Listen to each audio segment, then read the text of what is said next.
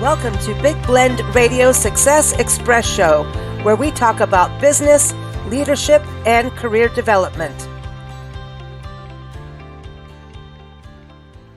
Welcome, everyone. Today, we're going to be talking about HR, human resources. We have organizational trainer and author Rita Sever back on the show.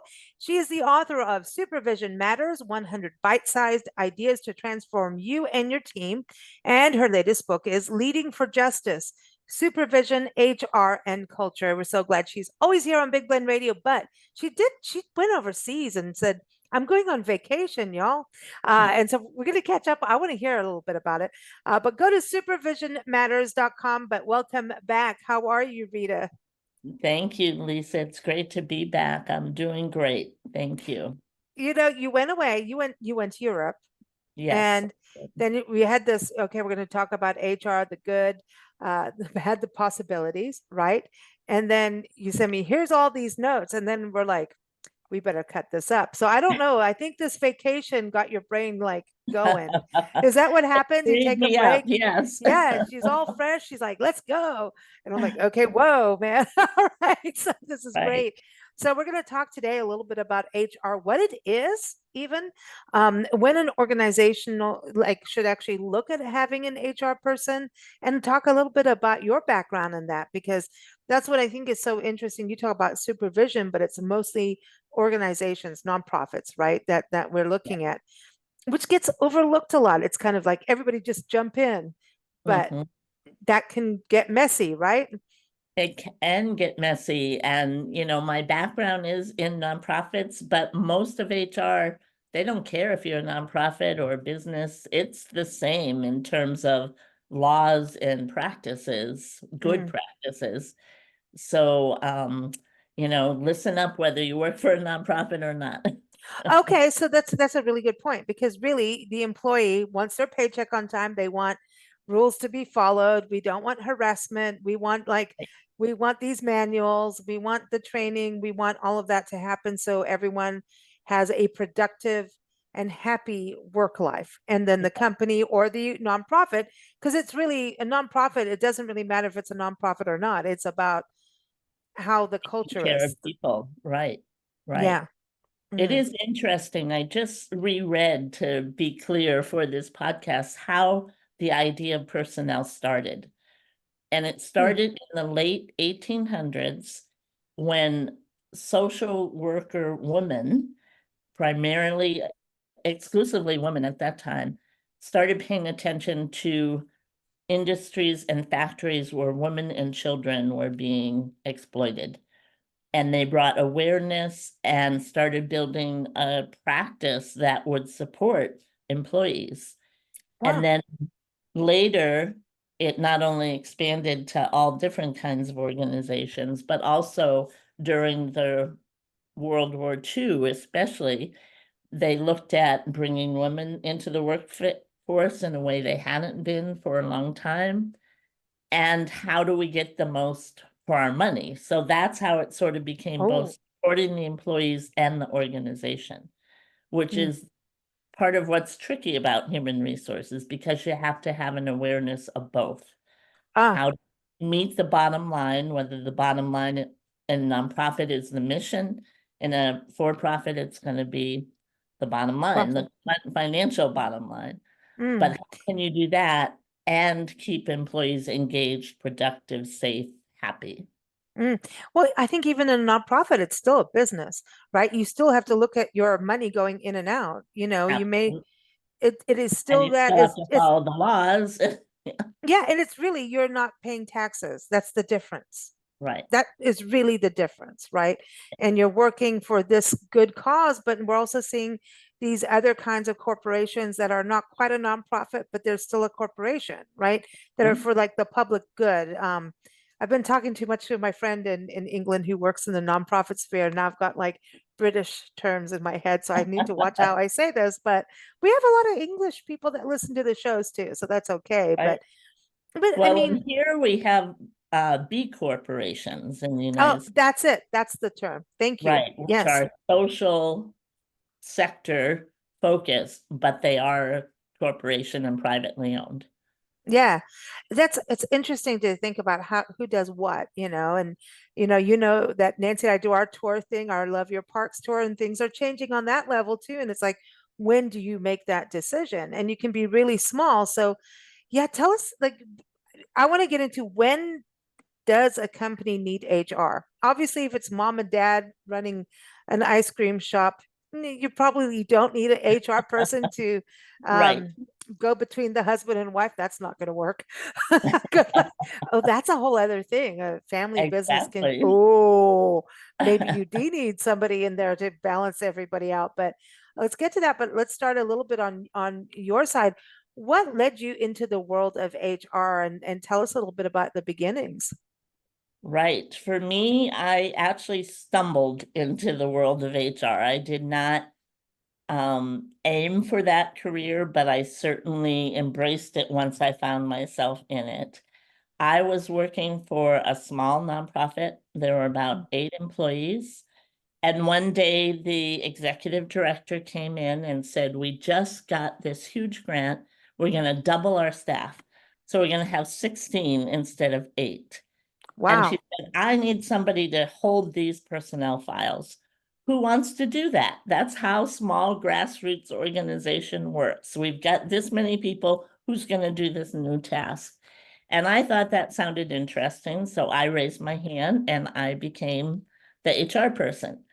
And then I had to figure out what that meant. And so I took classes, I found a mentor, I ended up learning a whole lot from a lot of different resources. And I decided I really loved this work. And so I made it my career. I eventually got my master's degree in organizational psychology. Okay, But wow. part of what really molded me in my career was that I was working at an organization at the time that was doing service work for people with AIDS. Oh, And wow. it Yeah. was a very challenging Oh, time at the yeah, height of hard. that epidemic. People were Mm, dying. And my focus was, how can we make this work for the staff? How can we support them to do this mm, difficult? And in some ways, I was naive. I didn't know that in the real world, HR is bureaucratic and not always helpful. But I was just focused on my task of how can we be of service to our staff. And the time I was there, we grew from the 8 employees. By the time I left, we had 50. wow. And during that time, part of my work with the leadership was, how can we build a culture on purpose, intentionally, that will support this difficult work? Mm, Part of what we did was say we need to laugh as much as we cry. And how can we do that? We played games. We did a mm, lot to make it a very vibrant culture. And mm, that really supported all of us to do the difficult work. And we mm, cried. We laughed and cried together and had a container for that also. mm. So that was really my background. And then from there, I went to a much larger organization. And they were doing, this was at the turn of the century, and they were doing a lot of what we call diversity work. Mm. So I learned about how to support that work and how to bring that into the And the organization, different cultures. And yes. right? And how to make our HR practices align with our values. Mm, So that was another whole learning. And mm, then, as you know, I became a consultant and I supported other organizations in doing HR and supervision. And then I became a professor. I taught HR in graduate programs and an author. So that was my arc of my career. yeah, I think it's awesome. And I think this is so important to talk about because the workplace culture has changed so much with remote work as well.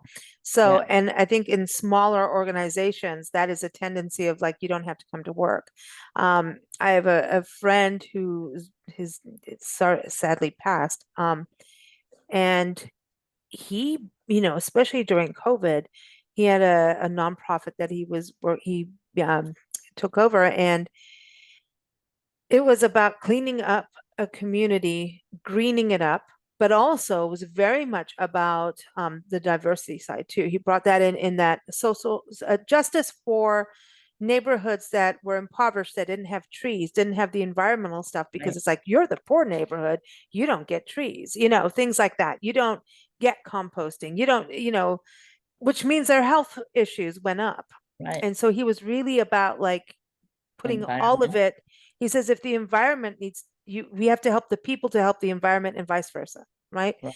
And his staff, he was like, as soon as COVID happened, no one's going anywhere. We're working remotely. And then he's like, and yet part of their makeup of their organization was they had space. And to be environmentally thoughtful, they had part of their offices they let people come in and use. And it Uh, was also a fundraiser, right? So if they had a conference room, and I know a lot of nonprofits that do this too, use the conference room when they're not using it. You don't have to go build something; it's already here, and just pay us a nominal fee. And he was doing that and making a remote office space for people that were always on the go. Well, then COVID changed things a little bit, but he was always talking about that. And he always, he's led teams internationally, globally, with his previous career too in wildlife conservation. And it was amazing when he left his last, not when he passed, he was in with this other newer organization, but the one before he was with for a very long time, it was international and big. And when he left, all the employees walked, because this I don't want to get political with it, but it was a political thing that happened and had to do with somebody with ego on the other side. So, and the organization wasn't keeping to its mission, but his staff were able to work anywhere. But he kept, I don't know, he had this, even just in our dealings, this personality of being there, mhm. Right. having, he was like, he was always a text, an email, or a phone call away. Just pick up the Right. phone, just do it, and he will make time for you. Even if he's on a call, you'll see it. He's going to finish. He's one of those people that always did that. And when stuff changed, when that happened, he made sure, we were connected on the others, non away from his career there. And he said, well, when everybody walks, there's something wrong. And Absolutely. that was a company shift. And how do all these other, I mean, there was a good number of people that walked. And I'm always like, wow, what happened? Because, well, we know that he was just amazing. He was just one of those amazing people, and he followed through and he dedicated. And I think people know when you're dedicated to something in a Right. nonprofit, and even in a business, you're passionate, you don't have passion without the backup or the follow-up. And he did. So I always wonder about that, what really went down. I kind of know. I do know, but like, you know what I mean? It's like, what did you do as a company where you caused that? Right. Right. Somehow staff had trust in him as a leader, but not the organization as a whole. So it sounds like they were staying for him and with him and putting up with a lot, probably. And when he was going, they were like, I'm not Yeah. staying. Yeah, so that's not a strong company then, or Right. organization. No, no, I Mm, send out a monthly newsletter, and my last newsletter was no one should be indispensable. mm, Not that they don't make a difference, but that if you want the organization to be strong and mm, not dependent on one person, then mhm, you need to cross-train and build the system so it can survive if anybody doesn't show up for whatever reason. mhm. That's with any business, right? That's Right, like, absolutely. yeah, I mean, you may have to have, the chef doesn't show up in the kitchen. Someone's Right, going to have to show up right, and cook exactly. something. That's important. Yeah, Yep, I've been in that position of the show up person going, oh, but right. better show up than no Yeah, one at all, right? right, And so right. and you work it through, and if you have the right team, you can get through anything. I really believe if you have the right attitude and the right team, you can get through anything. You really Absolutely. can. It's Yeah, about communication, it's about the spirit, the passion, and communication with your customers too. You absolutely. can go through rocky roads, but if your team doesn't follow you, Right. Right. you're And in that's, deep doo I doo. think, that sort of points to the question you asked before about when do you need HR? And I think it's hard to pin down a specific number. I think it's somewhere between 12 and 20. And that doesn't mean you need a full-time dedicated HR person, but you need someone who's not the leader, who is watching over people and practices. And some of the signs that come up are like, are people engaged and happy? If are they Mm, complaining a lot? If people start complaining a lot, then somebody needs to pay attention to that. And mm, the owner, the leader, they don't have time for that all the time. mm. They've got such a Or the full, personality. right, exactly. Mm. Um, are they spending too much time during dealing with personnel problems, where they need to be focused on leadership and where Mm, we're going and how we're going? mm. Um, But what doesn't leadership and personnel go hand in hand, though? Absolutely, they need to support it, and ideally, whoever takes on the HR component will definitely want to You're work. like the first person. Well, not the first person. I don't think, like you said, if you're Oh, a handful of people, then you can probably make it work. But at some point, they'll, like, especially at the beginning, people come on, they're engaged, they're committed, they're excited about building something new. But maybe the second generation of employees, they don't have that same connection. mm. And that's when they start not necessarily Oh, being unhappy or being problematic, but they just have different expectations. oh, and the people that have been there, it's like this is how we've always done it, and new people are bringing new ideas, which means change, and people get grumpy on change.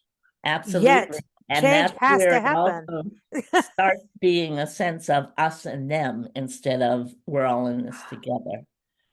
And so any of those Mm, signs are, to me, signs that somebody who is neutral, in a good way, that they're not on the side of management, they're not completely mhm, bought in, they're not completely on the employees, they're for the organization. And they mm. can help move things forward and help put out the fires before they take down the organization. So what is a day like in a small organization? Let's focus on small organizations. We'll get to some of the bigger ones in the next podcast, the follow up on this. But what is the day of an HR person? It's like, are you like making sure Right. they're getting paid on time? I mean, how far does this go? Absolutely. Oh, okay. Yeah. Wait. So you know The everything. You have the top everyone's files. priorities, yes, the top priorities are getting people paid and making sure you're following the law. Those are Oh, the top two priorities. And after that, so those involve a lot of paperwork, a lot of research, a lot of tending to details, crossing the T's and dotting the I's. And then you want to be available to staff. I could be doing any of those things. And if an employee comes to the door, I'm going to stop what I'm doing and say, what do you need? How can I help you? And if they have a big problem, I might have to say, I really want to support you in that, and I want to make sure people get paid. So give me an hour and I will come find you, mm. and making sure I follow up on that. So it's doing a lot of listening, a lot of supporting people to figure out their next steps if they have a problem, making sure things are running smoothly, you know, And developing then job do you descriptions, have to? hiring, Oh, the all that hiring part too. stuff. Okay. So the hiring and you're reading people's resumes, and then you have to be also going Nope. the leadership and go and say, this is what I'm sorry, my mic went in and out there. Yeah, you have to go to the leadership and say, okay, like we've got this issue. How do you want me to handle this? These are my recommendations. Exactly. So you're like the gatekeeper in a way. Yes, the big picture person in terms of staff, the gatekeeper sometimes, and that hints to one of the challenges of HR is you are in a very unique position in the organization. Sometimes, the leader is your boss, but there are times when you have to say, hey, what you just did with that staff member was not okay. You can't yell at people in front Oh, of colleagues. mm, We got to figure out how to clean that up. Or maybe, I'm coaching them on, okay, we've got a problem coming up, and here's, let's practice what you're going to say. And so it's challenging because so it's a they're the buffer. You're a boss, buffer. You're a buffer. Yeah, and then you have to take your boss out. And right? that could be, and he could be, or she could be one of those going, you're telling me, bye. So Exactly. do And so HR that people was walk on, like, do you guys like, I know you've retired from doing that specific position, but are you walking on eggshells for your own job, depending on who the leader is?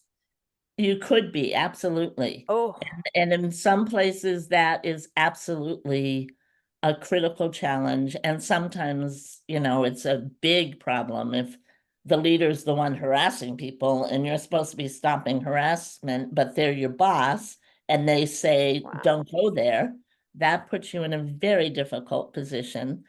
And yet, for me, that was a critical Oh, factor in every job was that I needed to know that the leader could work with me and respected my role, mm, that we have the same idea of my role. And I think I would say, are you open to coaching when I need to give you mhm. some feedback? And if they said no or showed me no, then I wouldn't stay at that job. Yeah, I was gonna say I I'd go, do I'd my bail. job. Yeah, Right. yeah. You have to. I think HR people have to really choose who they want to be with. Absolutely. Because it's kind of political, right? In a way, it's like you have to be bipartisan. You're Absolutely. standing up for the employees and standing up for the employer, and how do we make them all merge together? And if there's an uprising and it's like, okay, this is just somebody, because one person can cause an uprising. One person could be, the bad apple that makes everybody turn, but that's usually if there's something already not Exactly. right, There's right? usually some reason. Yes. Yeah, yeah. And then, if the leadership is not doing so well, then you have to kind of look at that, Absolutely. and go, I'm bailing from that. I don't want to be part of this. I can't stand, you have to have integrity for self and a Exactly. conscience and saying, I'm not standing up for this.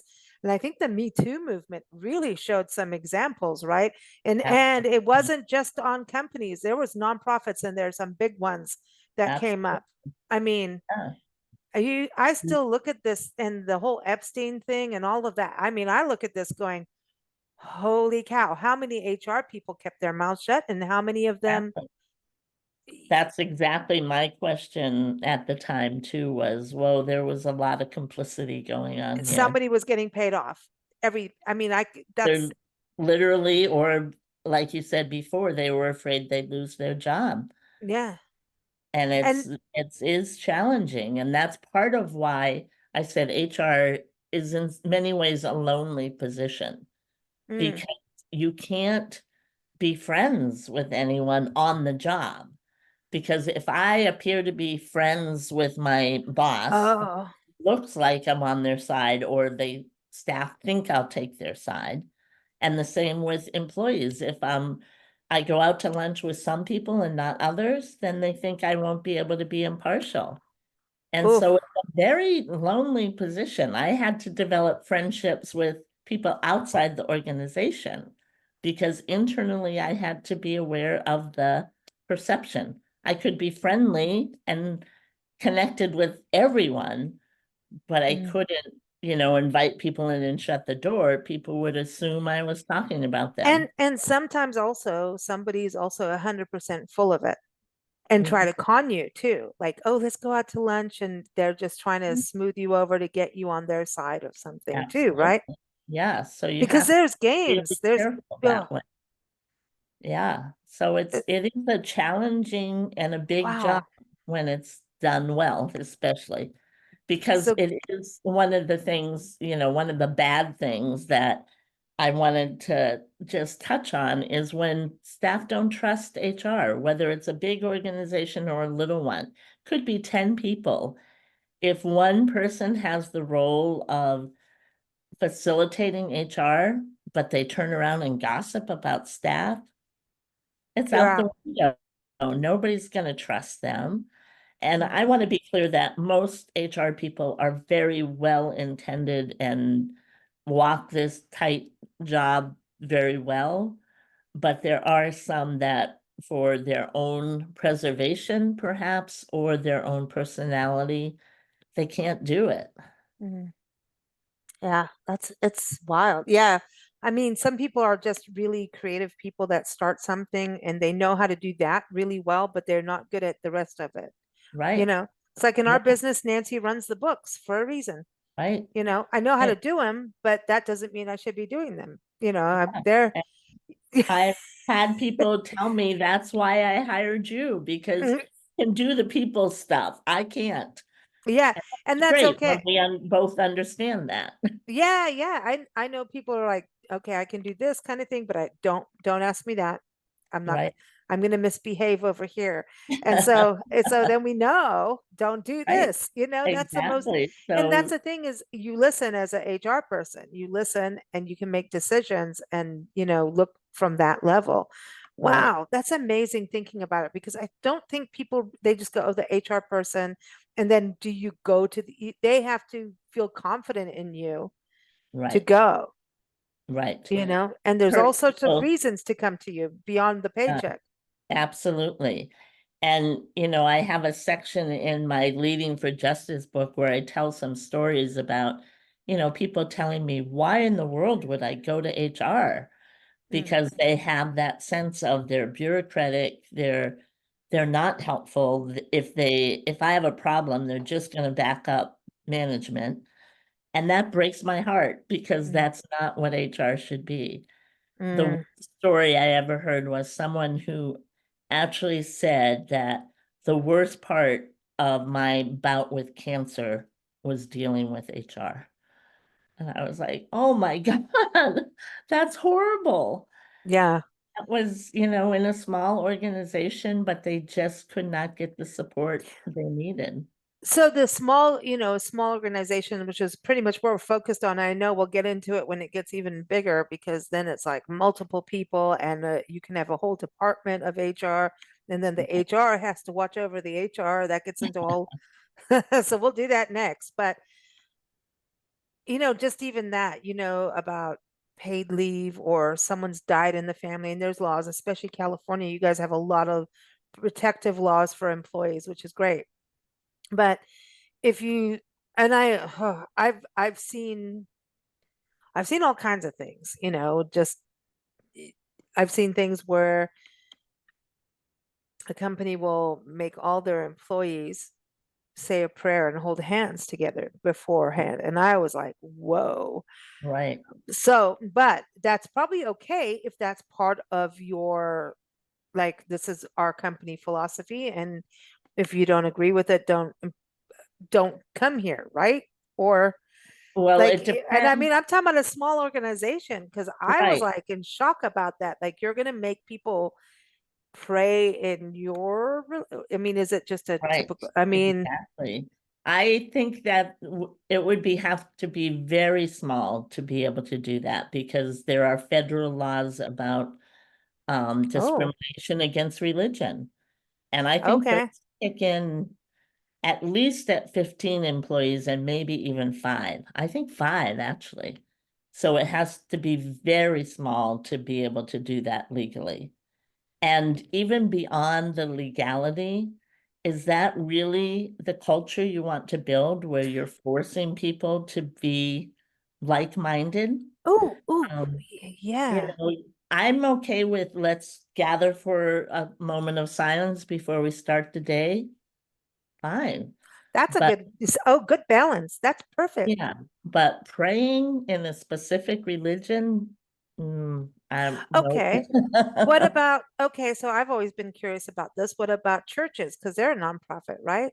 In a Yes, different way, but Now, do you have to be part of their religion to apply to work for them? I don't think so, right? Or do you? Know that most of them are still, again, governed by the federal laws, even if there are probably some that are small enough to be able to have that protection for who they hire around their own religion, but not if they're getting any funding. Many Mm. organizations that are religious get federal or government money to run programs. And if they do, Oh, I then see. I they didn't have to know that. follow the laws. If they don't, then I'd have to look that up where and how they can. I'm sure there are some that can be So do fine. you, as HR, do you keep up with employment law then? Absolutely. Because like when we have Ward Heinrichs, and we still need to put the two of you on the show. He's our employment attorney, California too. And he goes, no, that's HR. Don't come to me. Go to HR first. I'm the next step. Right. And if HR does their thing, you don't come to me. Uh-huh. Right. That's what, Yeah, if anybody goes to the attorney, I want it to be me, not a staff member. yeah.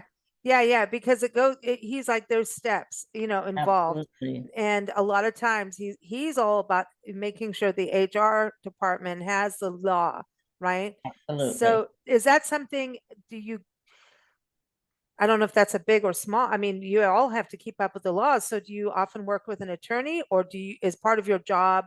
This is like a whole other conversation that we don't have, right? But And- is part of oh, your, well, this is important because I think about people going, absolutely. even thinking of this career. Yeah. Do you have to I keep up would with the go, laws or what happens? Yeah. absolutely. Yeah, I would go to an annual workshop to hear about the updates in the law. I would get monthly updates from my attorney. And I did have an Okay. attorney that I would call when I had specific questions or I had to deal with a tricky issue. And we worked together for many years, so I would be able to say, you know, for example, maybe I knew his response would be, you have to fire this person. And I would say, I don't want to fire them. What else can I do? Mm, And he would, and I want to follow the law. So they're not breaking the law or anything, mm, but in terms of moving forward.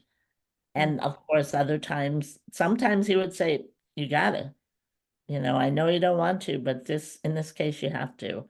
And Oh, other wow. times he'd talk me through the steps to get there.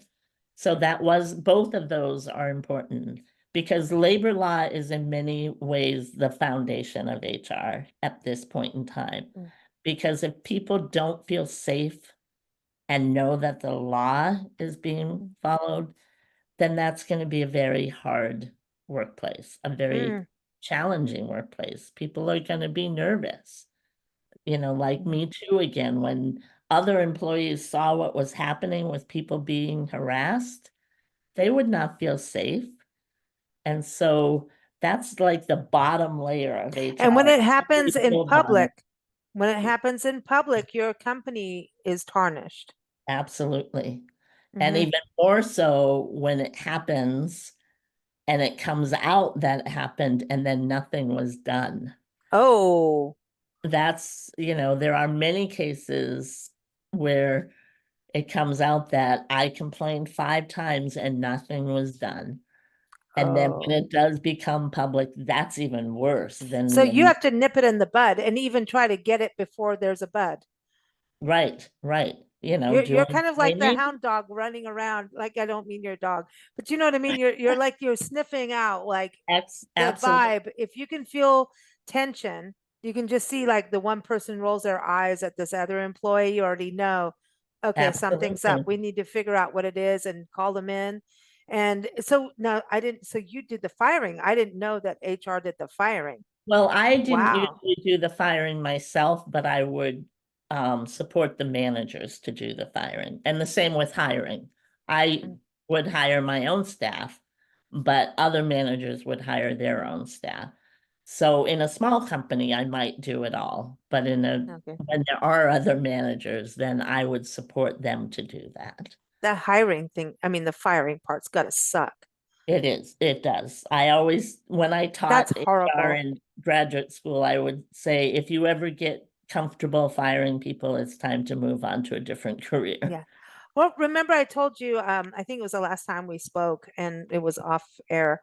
a friend that works for a nonprofit, and it's a nature nonprofit, and then they have a thrift store.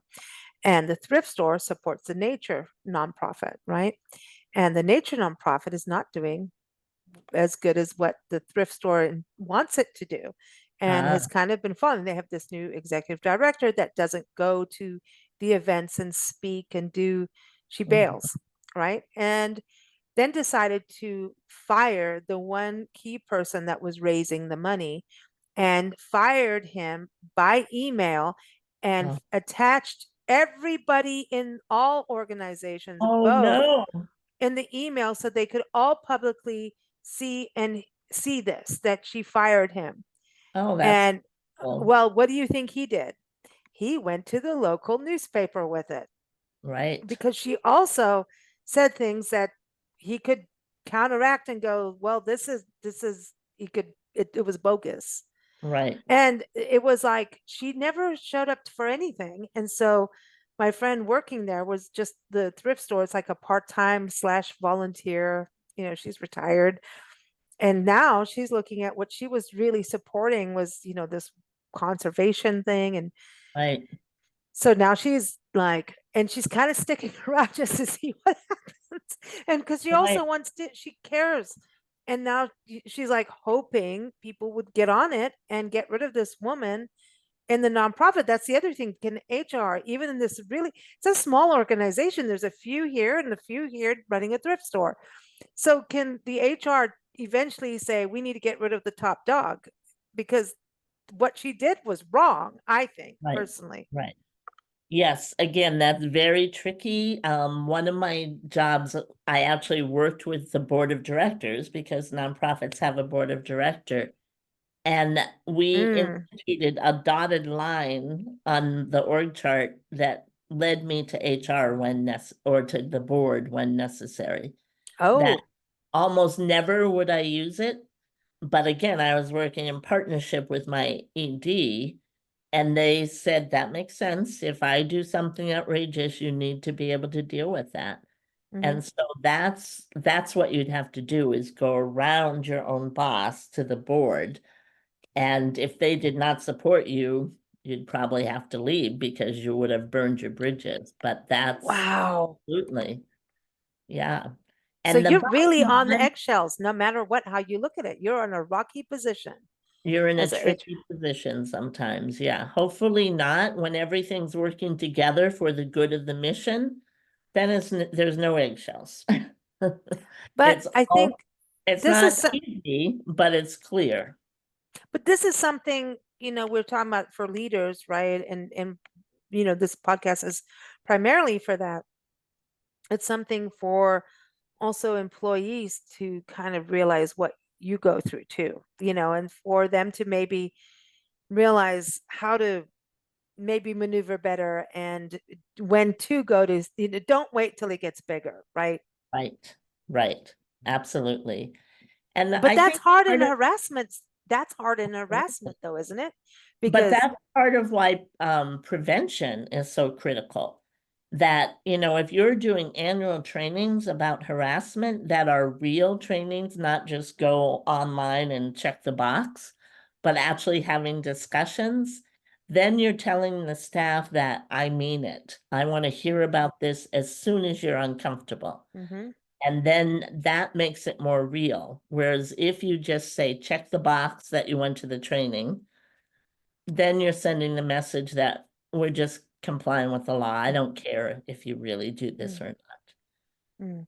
So I think that prevention is important too, as well as the trust. Again, mm, that, feel free to come to me, even if you're not sure if this is mm, okay or not. We can talk it through together. mm. It's interesting when I first got to this country, Nancy had a magazine over in South Africa, and I worked with her and everything there. And I mean, I was young. I was what, 19, I think, when we got over here, and went and worked in a fish and chip shop, because that's what you do when you're allergic to fish. But I worked there. Anyway, it was in a mall in Florida, and I just needed to get my feet on the ground and everything, and get my life back together. And when you leave Africa, you lose a lot. We had to get, and I was young enough to go, hey, yeah, yeah, whatever. Mhm. And there was the manager, and he was a fun guy and would sing and whatever. And the owner of the company was enamored by this man. Right. And yet it was married. And then she got a new car, and she whispered, "Don't tell anybody I've got a new car. I don't want people to think I'm making money." And I thought, well, why? That made me feel odd right there. I Mhm. think that's wrong. And Right. anybody knows where she was just in this, she was almost more gossipy as an owner than everybody else. And, I came from a very, South Africa, you don't have time for that kind of stuff. Right. When we left, it was very straight up magazine world. You don't have time for that, right? And so she's doing that. And then this guy got a little too close, tried to kiss me on here, and then pinched my butt one time. And Oh, I decided to quit. uh-huh. I quit because I just said, I'm going to leave. I decided to leave and had another job. I got a new job and moved. And she was like, I can't believe it. And I mean, everybody wanted to fire me because I didn't understand American money. I had a very thick Dutch South African accent. It was like I was in shell shock a little bit when we got here. But I got another job, and she was like, "Well, why didn't you just come and tell me?" And I wanted to say, because you were fawning over your manager. And I Yep. told her later what happened. And she said, "Well, I just wish you had told me." And I'm like, "Would you have listened? Right. Really?" Right. And again, And that she kept him. perception, She kept him. I worked there in the you same go. mall, and she kept him. Yes, there you go. And that's where, the perception is at least as strong as the reality. She may think she would have fired him, and maybe she would have, but the bottom line was that you didn't trust that she would or that I she'd was listen. still too new to her company, too. Right. And Yeah, so how many young girls does he do that to? exactly. Yeah, that's awful. That all of this comes together for me with you want to follow the laws, you want to make sure everybody's paid and safe. But the reality is, if you do all the other parts, keep people engaged and listen, and you're trustworthy, all of that also keeps people safe because then they will feel like they can get help if they need it. Mm, Whereas if HR is hands off or worse, they're not trustworthy, then you're only going to hear about problems when they're big, mm. where you want to, like you said, nip them in the bud. Yeah, get it. I mean, she should have, yeah, that's just an example of a small company. And then when I went to the bigger company, well, we'll talk about that one next because, Okay. oh boy, no, talk of That- harassment just with a Oh, capital boy. H. Oh boy, that company was Oh, rogue, man. It was oh, it was awful. drunk and rogue. Wow. Drunk and oh no, it's a bunch of musicians. That was bad. Right. Musicians, money in bars. Yeah, that was a Oh, boy. bad. Oh boy. You're gonna have PTSD here, remembering what that was like. That sounds Well, awful. actually it's kind of funny actually when I think back, but it wouldn't. There's no way in hell they would make it now. They had so Right, many lawsuits, and then I just was like, "That's it, we're out." I right, left with all the. I was so naive, and it was a waking that woke me up to right. like, Exactly. hello, yeah, that's enough of that. So, Right. and I think the the HR there was like a shell corporation. It Yes, was exactly. That's the bad again, the bad HR. okay. So we're gonna deal with that next month. All I'm right. I'm look forward to that because yeah, in a way, the small going to the big, there's no difference. It's just on a different level, but it's the same. It's about integrity at the end.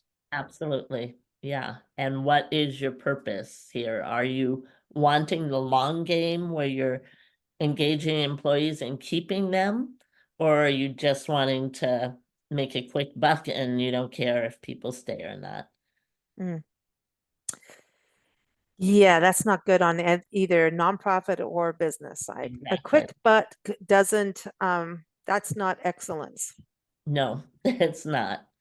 And if people feel like they're cogs in a machine, then you're going to be losing money, actually. You may feel like you're making money in the short run, but you're And going they to lose talk money. and they talk. They Absolutely. talk. Make no mistake. When people are people talk more when they're miserable than when they're, Absolutely. you know how people say, "Oh no, everything is word of mouth." And I'm like, "Well, you better be squeaky clean then." Because word Yeah, of mouth, when it's both wildfire, ways. it's always negative that really catches on more than positive. Even so, yes. Yep. Because you could have the Both best parties. pizza shop, let's put it that way. And, so and so's daughter goes to work and gets her butt pinched, right? Once that gets out, how many kids? No one's going to be booking their school trips there. No one's going there for after school ice cream. None of Right, that. Once that gets out, and now we right, have social media. That's a whole social media and HR. right. Oh, because Yeah, is that some? Oh, that is no matter what size, right? That's an issue. absolutely. And I was not doing the day-to-day job at the time of social media, so it is Yeah, a whole nother wrinkle. I wrote policies about it, but I never had to deal with the messiness of something being played out on social media. because people will share stuff. They will tell when they Yeah. get pissy and they're Mhm. in an emotional state. They could go home really upset and just go, you know what? I'm just going to let it all out Right. emotionally, right? Yep. And wish they didn't do it later, but everyone's going to wish no one did that. Right. Right. But once it's out, Yeah. Can't put it back in the jar, as they say. no, no. Rita, thank you again for another insightful conversation. And I'm glad you had a good vacation. Everyone, again, Rita's books, Rita Sever, it's Sever. Her links are in the episode notes. Go to supervisionmatters.com. Her books are Supervision Matters and also Leading for Justice. And always good to have her on the show. But thank you so much. We'll talk Thank next you. month and get into the big HR. Oh All boy. right. All All right. right. Thank you. Thank you for listening to Big Blend Radio Success Express Show. This show is brought to you by Big Blend Magazines. You can keep up with us at Big Blend Radio.